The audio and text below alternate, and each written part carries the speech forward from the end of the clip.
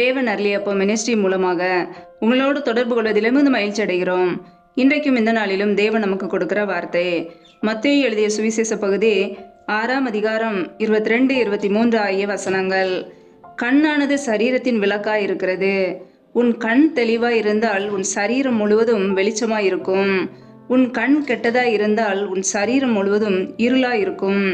இப்படி உன்னில் உள்ள வெளிச்சம் இருளாய் இருந்தால் அவ்விருள் எவ்வளவு அதிகமாய் இருக்கும். ஹல்லேலூயா. கிறிஸ்துவுக்குள் பிரியமானவர்களே, கர்த்தருடைய வார்த்தை சொல்லுகிறது, கண்ணானது சரீரத்தின் விளக்காய் இருக்கிறது. உன் கண் தெளிவாய் இருந்தால் உன் சரீரம் முழுவதும் வெளிச்சமாய் இருக்கும் என்று. ஆம் பிரியமானவர்களே, சரீரத்தின் விளக்காக கண் இருக்கிறது. நம்முடைய கண் தெளிவாய் இருக்க வேண்டுமாம். நம்முடைய கண்கள் தெளிவாய் இருந்தால் மாத்திரமே நம்முடைய சரீரம் முழுவதும் வெளிச்சமாய் இருக்கும். நம்முடைய சரீரத்திலே இருள் வந்துவிடக்கூடாது. நாம் பிசாசுக்கு இடம் கொடுக்கக்கூடாது. கண்களினாலே பாவம் செய்யக்கூடாது. வேதத்திலே நாம் பார்க்கிறோம், ஒரு ஸ்திரீயை இச்சையோடு பார்க்கிற எவனும் தன் இருதயத்தில் அவளோட விபச்சாரம் செய்தாயிற்று என்று வேதத்திலே நாம் வாசிக்கிறோம். இச்சையோடு பார்க்கும் பொழுது இருதயத்திலே விபச்சார பாவம் வந்து விடுகிறது. பிரியமானவர்களே, நம்முடைய வாழ்க்கையிலே கண்களினால் வருகிற பாவங்களுக்கு விலகி நம்மை நாம் காத்து கொள்ள வேண்டும். ஏனென்றால் கர்த்தராகிய இயேசு கிறிஸ்து சொல்லுகிறார், உன் வலது கண் உனக்கு இடறல் உண்டாக்கினால் அதை பிடுங்கி எறிந்து போடு. உன் சரீரம் முழுவதும் நரகத்தில் தள்ளப்படுவதை பார்க்கிலும் உன் அவயங்களில் ஒன்று கெட்டு போவது உனக்கு நலமாய் இருக்கும் என்கிறார். பிரியமானவர்களே, உன் சரீரம் முழுவதும் நரகத்தில் தள்ளப்படுவதை பார்க்கிலும் உன் அவயங்களில் ஒன்று கெட்டுப்போவது உனக்கு நலம் என்று சொல்கிறார். பிரியமானவர்களே, நம்முடைய வாழ்க்கையிலே நம்முடைய கண்கள் தெளிவாய் இருக்க வேண்டும். கண்ணினாலே வருகிற பாவங்களுக்கு விலகி நம்மை காத்து கொள்ள வேண்டும். இச்சையோடு பார்க்கிற காரியங்கள், டிவியிலே தேவையில்லாத காரியங்களை பார்ப்பது, செல்போனிலே தேவையில்லாத காரியங்களை பார்ப்பது, கர்த்தருக்கு பிரியமில்லாத காரியங்களை பார்த்து பாவத்திலே சிக்கிக்கொள்வது, இச்சையோடு பார்க்கிற தவறான காரியங்கள் நம்முடைய வாழ்க்கையிலே நம்முடைய சரீரத்திலே இருள் வந்துவிடும். நாம் இருளாக இருக்க அழைக்கப்பட்டவர்கள் அல்ல. நம் வெளிச்சத்தின் பிள்ளைகள். வெளிச்சத்தின் பிள்ளைகளாய் வாழ அழைக்கப்பட்டிருக்கிறோம். அதை அறிந்தவர்களாய் இருளான காரியங்களுக்கு, பிசாசின் காரியங்களுக்கு, பாவமான காரியங்களுக்கு விலகி நம்மை காத்து கொள்ள வேண்டும். ஹல்லேலூயா. ஏனென்றால் பாவம் செய்கிற எவனும் பாவத்துக்கு அடிமையாய் இருக்கிறான் என்று வேதம் சொல்கிறது. வேதத்திலே நாம் பார்க்கிறோம், 1 யோவான் 3ஆம் அதிகாரம் 8ஆம் வசனத்திலே பாவம் செய்கிறவன் பிசாசினால் உண்டாயிருக்கிறான் என்று வேதம் சொல்கிறது. ஏனென்றால் அவன் ஆதி முதல் பாவம் செய்கிறான். பிசாசின் கிரியைகளை அழிக்கும்படிக்கே தேவனுடைய குமாரன் வெளிப்பட்டார். பிரியமானவர்களே, நம்முடைய வாழ்க்கையிலே பிசாசினால் உண்டாக்கப்பட்டவர்களாய் பாவம் செய்யாதபடிக்கு, பாவத்துக்கு விலகி நம்மை காத்துக்கொள்ள அழைக்கப்பட்டிருக்கிறோம். கர்த்தராகிய இயேசு கிறிஸ்து நமக்குள்ளே வாசம் பண்ண வேண்டும் என்றால் இருளான காரியங்களுக்கு நாம் ஒருபோதும் இடம் கொடுக்க கூடாது. உலகத்திலே வந்து எந்த மனுஷனையும் பிரகாசிப்பிக்கிற ஒளியே அந்த மெய்யான ஒளி என்று வேதத்திலே வாசிக்கிறோம். பிரியமானவர்களே, அவர் நமக்குள்ளே வாசம் பண்ணுகிறார். நம் இருளா இருக்கும்போது நம்முடைய வாழ்க்கையிலே கர்த்தராகிய இயேசு கிறிஸ்து நமக்குள்ளே வாசம் பண்ண முடியாது. நம் வெளிச்சத்தின் பிள்ளைகளாய் வாழ வேண்டும். நம்முடைய இருதயத்திலே பரிசுத்த ஆவியானவர் வாசம் பண்ண நம் இடம் கொடுக்க வேண்டும். ஒருபோதும் பிசாசுக்கு இடம் கொடுக்காதபடிக்கு பாவமான காரியங்களுக்கு விலகி நம்மை காத்து கொள்ள வேண்டும். பிரியமானவர்களே, ஒவ்வொரு நாளும் வேத வசனங்களுக்கு கீழ்ப்படிந்து நம்முடைய இருதயத்திலே பரிசுத்தத்தை நாம் காத்துக்கொள்ள அழைக்கப்பட்டிருக்கிறோம். ஹல்லேலூயா.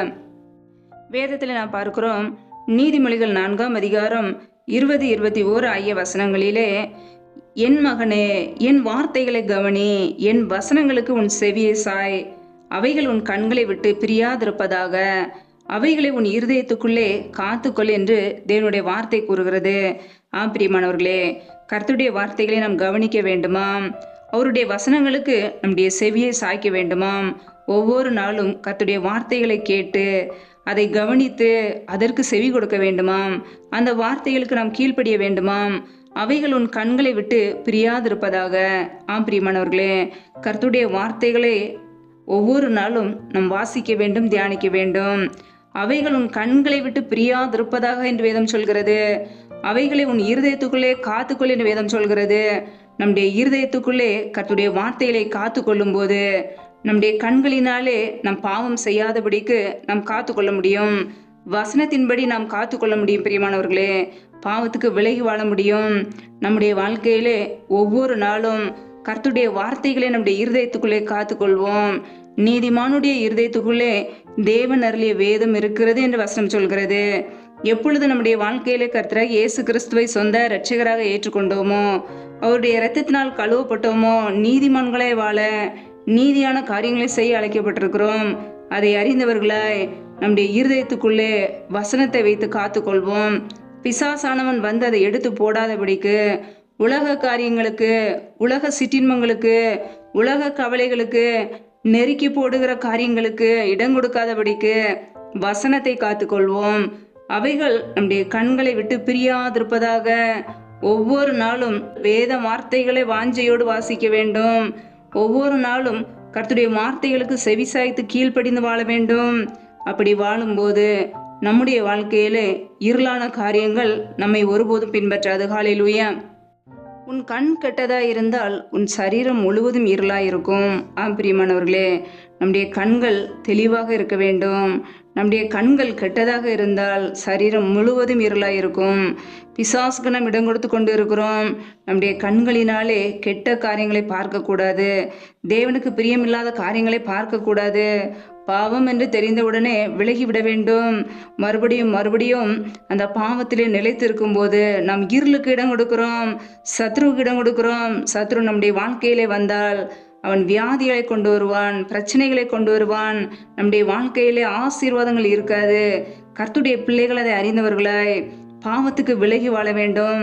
நம் ஆசீர்வாதத்தை பெற்றுக்கொள்ள அழைக்கப்பட்ட ஜனங்கள் இந்த உலகத்தின் இருளுக்கு, இந்த உலகத்தின் பாவ சிற்றின்பங்களுக்கு நாம் அடிமையாய் வாழாதபடிக்கு ஒவ்வொரு நாளும் பாவத்தை தள்ளிவிட்டு இயேசு கிறிஸ்துவை நோக்கி ஓட வேண்டும்.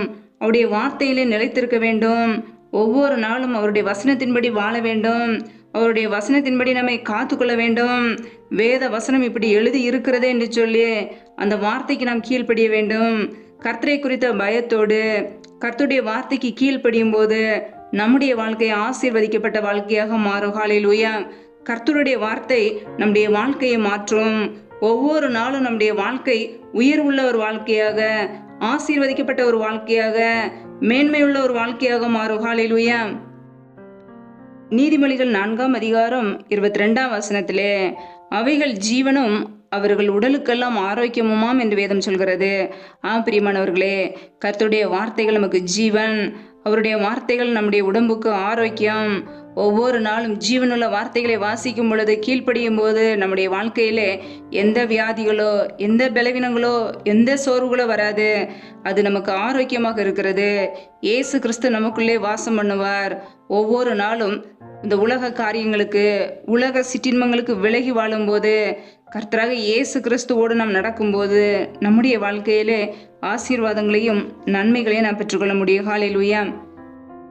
வேதத்தில் நாம் பார்க்கிறோம், 19ஆம் சங்கீதம் 8ஆம் வசனத்திலே கர்த்தருடைய நியாயங்கள் செம்மையும் இருதயத்தை சந்தோஷிப்பிக்கிறதுமாய் இருக்கிறது. கர்த்தருடைய கற்பனை தூய்மையும் கண்களை தெளிவிக்கிறதுமாய் இருக்கிறது என்று வசனம் சொல்கிறது.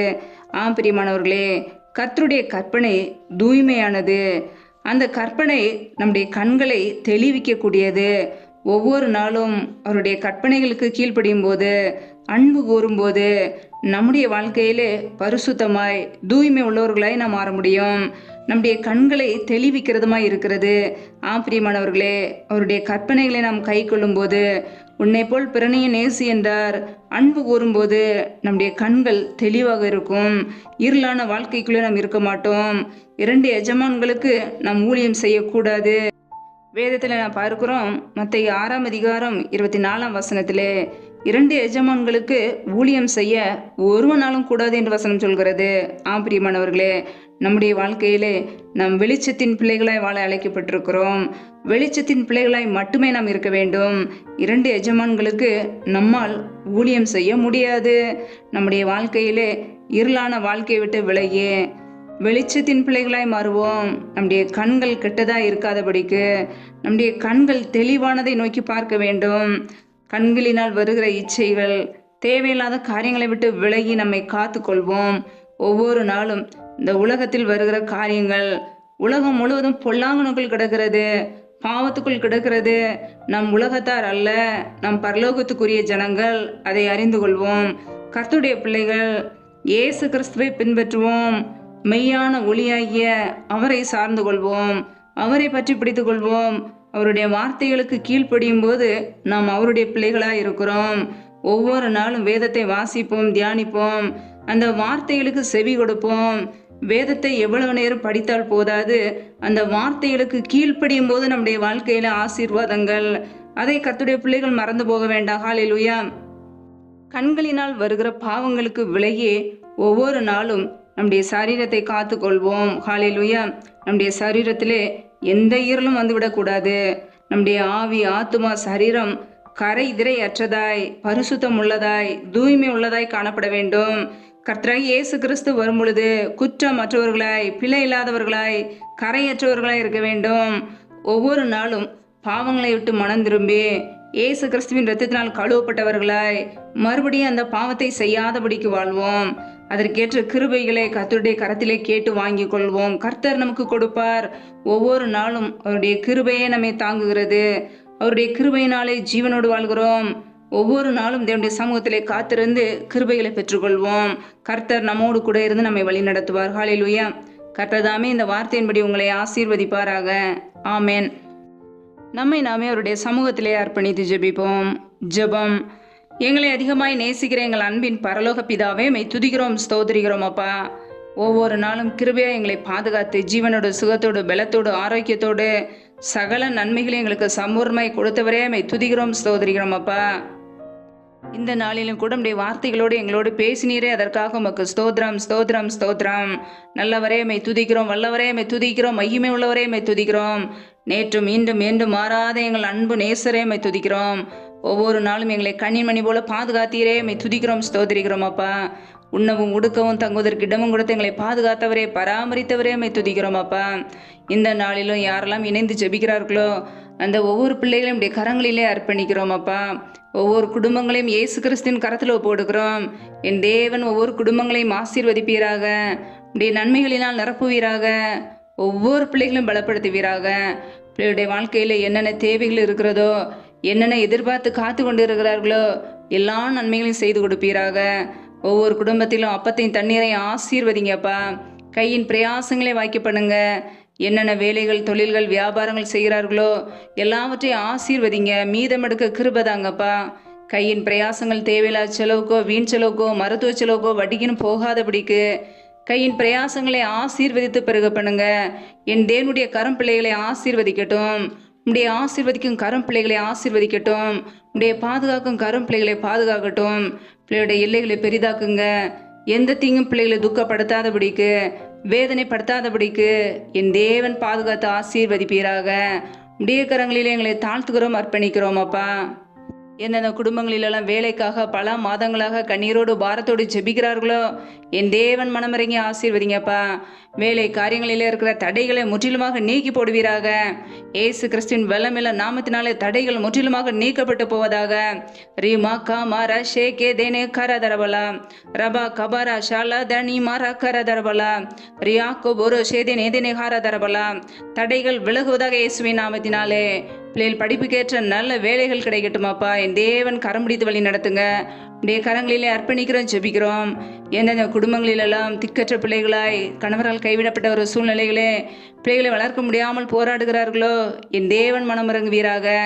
என் தேவன் ஆசீர்வதிப்பீராக, உதவி செய்வீராக. திக்கற்ற பிள்ளைகளுக்கு நீர் மாத்திரமே சகாயர். நன்மைகளையும் ஆசீர்வாதங்களையும் கொடுங்கப்பா. உதவி செய்யுங்க, மேன்மைப்படுத்துங்க. உடைய கரங்களிலே பிள்ளைகளை அர்ப்பணித்து ஜெபிக்கிறோம். எந்தெந்த குடும்பங்களிலெல்லாம் கற்பத்தின் கனிக்காக பல மாதங்களாக கண்ணீரோடு பாரத்தோடு ஜெபிக்கிறார்களோ என் தேவன் மனமிறங்கி ஆசீர்வதிங்கப்பா. கற்பத்தின் கனியில் இருக்கிற தடைகளை முற்றிலுமாக நீக்கி போடுவீராக. ஏசு கிறிஸ்துவின் பலமில்ல நாமத்தினாலே தடைகள் நீக்கப்பட்டு பிள்ளைகள் ஆசீர்வதிக்கப்படட்டும். ரீமா காமார ஷேகே லேதேனே கரதரபலாம் ரபா கபாரா ஷாலா தினிமாரா ஹரதரபலாம் ரியாக்கோ போரோ ஷேகே லேகே லேதேனே கரதரபலாம். தடைகள் விலகி பிள்ளைகள் நன்மைகளை கண்டுகொள்ளட்டும். பிள்ளைகள் கர்த்தரால் வரும் சுதந்திரம், கற்பத்தின் கனி அவரால் கிடைக்கும் பலன் என்று வேதத்திலே வாசிக்கிறோம். பிள்ளைகளை ஆசீர்வதிங்க, பெருக பண்ணுங்கப்பா. எந்தெந்த குடும்பங்களிலெல்லாம் திக்கற்ற பிள்ளைகளாக இருக்கிறார்களோ என் தேவன் உதவி செய்யுங்கப்பா. எந்தெந்த குடும்பங்களிலெல்லாம் கணவன் மனைவிக்கிடையே பிரிவினையோடு சமாதானம் இல்லாமல் குடும்பத்திலே குழப்பத்தோடு பிரச்சனையோடு வாழ்கிறார்களோ அந்த குடும்பத்தை என் தேவன் கண்ணோக்கி பார்ப்பீராக. மனமிறங்குவீராக. அந்த குடும்பத்திலே ஒருமனப்பட்ட ஆவியை கொடுப்பீராக. அன்பின் அபிஷேகத்தினால் நிரப்புவீராக. பிரிவினை ஆவிகள் எல்லாம் இயேசு கிறிஸ்துவின் நாமத்தினாலே வெளியேறட்டும். என் தேவன் அற்புதத்தை அதிசயத்தையும் செய்கிறவர். பிள்ளைகள் வாழ்க்கையில் நன்மைகளை கொடுங்கப்பா. தேவையில்லாத காரியங்களை சூழ்நிலைகளை எடுத்து போட்டு ஆசீர்வாதத்தை கொடுப்பீராக. அப்படியே சமாதானத்தினால் நிரப்புவீராக. அப்படியே சந்தோஷத்தினால் நிரப்புவீராக. அப்படியே கரம் பிள்ளைகளை ஆசீர்வதிக்கட்டும். ஜீவனுள்ள நாட்கள் எல்லாம் பிள்ளையுடைய வாழ்க்கையில நன்மையும் கிருபையும் தொடரட்டும். என் தேவனை ஆசீர்வதிங்கப்பா. என் தேவன் உயர்த்துகிறவர். பிள்ளையுடைய வாழ்க்கையில எல்லா காரியங்களையும் ஆசீர்வதிங்க, மேன்மைப்படுத்துங்க. அப்படியே கரங்களிலே அர்ப்பணிக்கிறோம், தாழ்த்துகிறோம். இந்த இரவு நேரத்தில் நம்முடைய சமூகத்திலே வருகிறோம். இன்பமான நித்திரையை கொடுங்க. நல்ல சொப்பன தரிசனங்களை வெளிப்படுத்துங்கப்பா. வரப்போகிற காரியங்களை குறித்து ஒவ்வொரு நாளும் எங்களோடு கூட பேசுங்க. நீதிமானோடே அவருடைய ரகசியம் இருக்கிறது என்று வேதம் சொல்கிறது. வரப்போகிற காரியங்களே ரகசியங்களை எங்களோடு வெளிப்படுத்துங்கப்பா. எங்களுடைய வாழ்க்கையிலே எந்த சத்ருவானவனும் கிரியை செய்யாதபடிக்கு அப்படியே ரத்த கோட்டைகளே வைத்து வேலையெடுத்து பாதுகாத்துக்கொள்ளுங்க. சத்ரு கொண்டு வருகிற போராட்டங்கள், பிரச்சனைகள், மரண பயங்கள், இருளின் அதிகாரங்கள், தீமைகள் எல்லாவற்றுக்கும் விலக்கியங்களை பாதுகாத்துக்கொள்ளுங்க. நீர் எங்களுக்கு அடைக்கலாம், நீர் எங்களுக்கு கோட்டை. நாங்கள் நம்பியிருக்கிறவர் நீர் மாத்திரமே. எங்களை ஆசீர்வதிப்பீராக, எங்களை பலப்படுத்துவீராக. அப்படியே நன்மையினால் நிரப்புங்கப்பா. முற்றிலுமாக அப்படியே சமூகத்திலே தாழ்த்துகிறோம், அர்ப்பணிக்கிறோம். தொடர்ந்து எங்களோடு கூட தங்கியிருங்க. எங்களுடைய வாழ்க்கையிலே கண்களினாலே பாவம் செய்யாதபடிக்கு, பாவத்துக்கு விலகி வாழ அதற்கேற்ற கிருபையில கொடுப்பீராக. உமக்கு பிரியமுள்ள வாழ்க்கை வாழ எங்களை அர்ப்பணிக்கிறோம். எங்களுடைய வாழ்க்கையிலே வெளிச்சத்தின் பிள்ளைகளாய் வாழ அர்ப்பணிக்கிறோம். எங்களை அதற்கேற்ற பரிசுத்த வழியிலே வழிநடத்துவீராக. முற்றிலுமாக தாழ்த்தி ஜெபிக்கிறோம் அப்பா. முற்றிலுமாக உடைய பாதபடியில அர்ப்பணிக்கிறோம், தாழ்த்துகிறோம், வெறுமையாக்குகிறோம். தொடர்ந்து எங்களோடு கூட தங்கிருங்க. எல்லா துதி கன மகிமை எல்லாம் ஒருவருக்கே செலுத்துகிறோம். இயேசு கிறிஸ்துவின் மூலம் ஜெபிக்கிறோம் எங்கள் ஜீவனுள்ள நல்ல பிதாவே, ஆமேன். கர்த்தர் தாமே உங்களையும் உங்கள் குடும்பங்களையும் ஆசீர்வதிப்பாராக. ஆமேன். Thanks for watching. Please subscribe our channel. Click the like and share. Click the bell. God bless you.